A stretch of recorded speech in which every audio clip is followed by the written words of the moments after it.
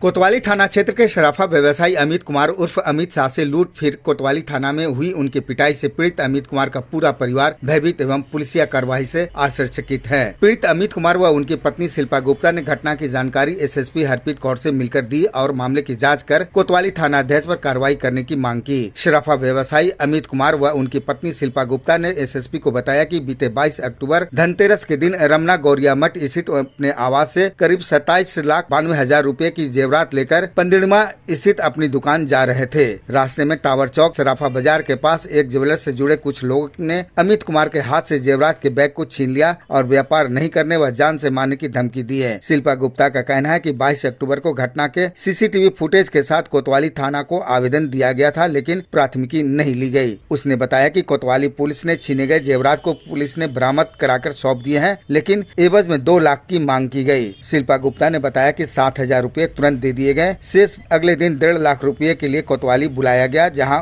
उसके पति अमित कुमार को बेरहमी से पिटाई की गई और जबरन बॉन्ड पेपर पर 25 लाख रुपए आरोपित को देने के लिए साइन करा रहे थे। मामले में एसएसपी ने पूरे मामले की जांच के लिए सिटी एसपी को निर्देशित किया है और 2 दिन के अंदर जांच रिपोर्ट देने को कहा है। जांच में दोषी मिलने पर उचित कार्रवाई होगी। अमित कुमार उर्फ अमित शाह, उन्नति ज्वेलर्स का प्रोप्राइटर हूँ। मेरा दुकान पंडिमा रोड में है। मैं स्वर्ण व्यवसायी हूँ। कब क्या घटना हो गई थी? 22 तारीख को मेरे साथ मुर्दा गली में राजू कुमार और उनके परिवार के सदस्यों ने, भाई, पिता और उसके स्टाफ अमर कुमार ने और भी अज्ञात 6-7 लोगों ने मेरे साथ मेरा माल छीना। कितने वैल्यू का माल था? करीब 33 लाख रुपए का था। उसके बाद क्या हुआ? उसके बाद उन्होंने जबरन मुझे अपने दुकान पे बैठाए रखा। जबरन बैठाए रखा। ना मेरे पास फोन था ना कुछ था कि मैं अपने परिवार को भी सूचित कर सकूं कि ऐसा घटना हुआ। और वो घटना करने के बाद उस दुकान से फरार हो गए। वो खुद भी वहाँ पे मौजूद नहीं थे। अपराधी प्रवृत्ति के हैं जो? हाँ, अपराधी प्रवृत्ति के हैं और ये रेकी करके मेरे साथ घटना का अंजाम दिया गया है। इसके बाद आगे क्या हुआ? इसके बाद एक वहीं पर के मोहन जी दुकानदार हैं, वो आए। उनसे फोन लेकर मैंने अपने भाई को सूचना दिया। भाई आए, हमको मोबाइल दिए, सारा सूचना दिए। उसके बाद मेरी पत्नी आवेदन लेकर थाना कोतवाली में केके कलेजा जी को आवेदन देने के लिए गए। आगे तो फिर क्या हुआ? थाना FIR दर्ज नहीं किया। हमको माल पैसा लेकर एवज में हमको माल वापस हमको बरामद थाना प्रभारी के यहाँ आवेदन आप दिए। आगे बात हुई तो हमको फिर शाम में पुलिस द्वारा बरामद किया गया। बरामद करके हमको थाना ले जाया गया राजू जी के साथ और फिर हमें माल रिकवर करके हमको मेरे हाथ में सपुर्द कर दिया गया। फिर क्या रवैया रहा थाना प्रभारी का? हाँ? थाना प्रभारी का क्या रवैया रहा? बहुत ही ढुलमुल तरीके से असंवैधानिक। केस लिए कि क्या किया? नहीं, केस नहीं लिए सर। उसके साथ क्या चाह रहे? और उसके बाद क्या हुआ कि हमसे जबरन लिखवाया गया कि 2 तारीख तक आप 10 लाख रुपए इसको देंगे। किसको देंगे? राजू कुमार को। कौन है राजू? राजू कुमार वही अपराधी प्रवृत्ति जिसने माल मेरा छीना। थाना प्रभारी को भी पैसा दिए थे? हाँ, थाना प्रभारी को पैसा दिए। कितना पैसा दिए थे? उस दिन 60,000, बाद में 1,40,000। किस काम के लिए? कि मेरा बाल हमको दे दीजिए। पैसा देने के बाद माल बरामद हुआ? माल हमको बिना, आप ऐसी समझिए सर, बिना 30 लाख का माल का कोई FIR नहीं हुआ, हमको माल सुपुर्द कर दिया गया। अगले को बचाने के लिए हम उस पे FIR नहीं किया। हमको माल हमको बरामद करके, हाँ, FIR करके हमने बोले सर तुम यही रखे कि भाई माल आपको मिल गया ना, माल मिल गया, लेके जाइए। अच्छा, बदले में कितना रुपया ऐठा वो उसने? 2 लाख रुपए। आगे कल 2 तारीख खत्म हुआ, समाप्त हुआ। कल थाना प्रभारी का संध्या शाम 6:14 पर हमको फोन।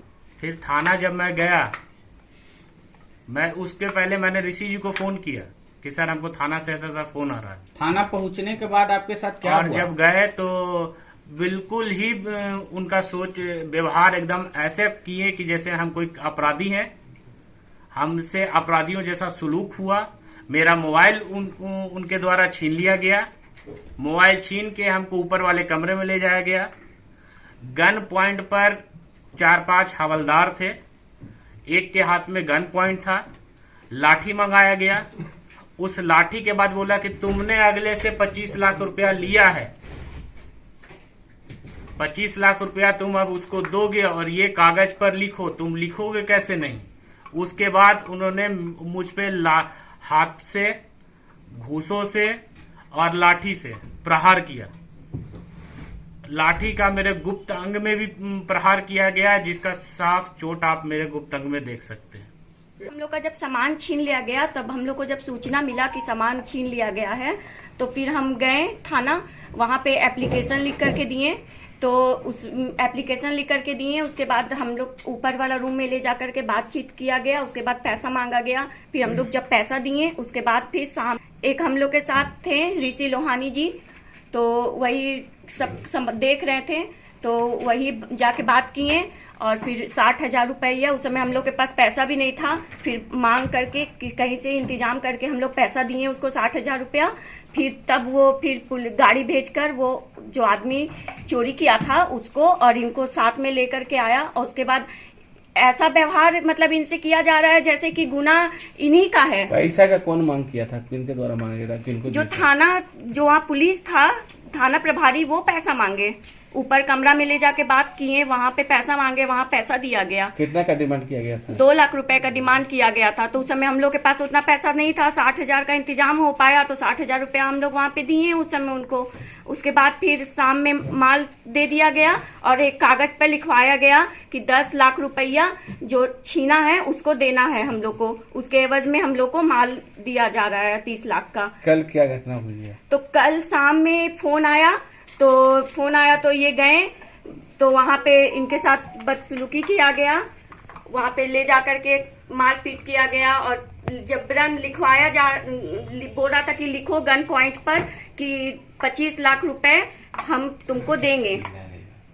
किनके द्वारा मारपीट किया गया था इनको? थाना प्रभारी जो है उसके खिलाफ हम लोग को, जो हम लोग के साथ बदसलूकी हुआ है उसका हम लोग को इंसाफ चाहिए। जो हम लोग का सामान माल डकैती किया उसके खिलाफ कोई कार्रवाई नहीं की पुलिस, क्यों नहीं की? जबकि हम खुद सीसीटीवी कैमरा का जिक्र उस आवेदन में किए हैं कि उस गली में सीसीटीवी कैमरा है, उसमें देखा जाए कि क्या हुआ है। लेकिन पुलिस के तरफ से कोई मतलब सहयोग नहीं दिया गया, कोई सीसीटीवी का जांच नहीं हुआ, कुछ भी नहीं हुआ। पुलिस मांग रहा है पैसा 25 लाख रुपए लिखवाने के लिए। वो बोला स्टाम्प पेपर लेकर आज आने के लिए, अपनी खानापूर्ति करने के लिए ऐसा कर रहा है। हाँ, तो हम लोग अब किसके पास जाए? जब पुलिस ये ऐसा काम करेगी तो हम लोग कहाँ जाए, किससे मदद मांगे? बिजनेसमैन हो के डकैती किया, मेरे बेटे के साथ सामान लूटा और सामान लूटने के बाद प्रशासन उसका खिलाफ नहीं ले रहा है, एक्शन ले रहा है, और मेरे बेटे के खिलाफ एक्शन ले रहा है।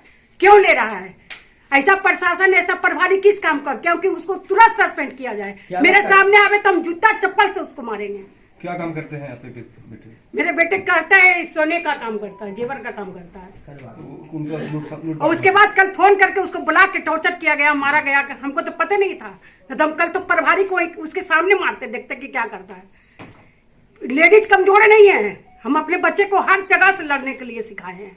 अच्छा, पुलिस ने पहला गलती किया कि केस नहीं लिया? हाँ, केस नहीं लिया। और जो बिजनेसमैन होके डकैती कर रहा है, दिन में लूटा मारी किया है, उसका वीडियो कैसेट मेरे पास बना हुआ है। उसके अधिकारी से ही मैं मांग करेंगे कि मेरे बच्चे अगर सुरक्षा नहीं रह सकते हैं तो फिर ऐसा प्रशासन किस काम का?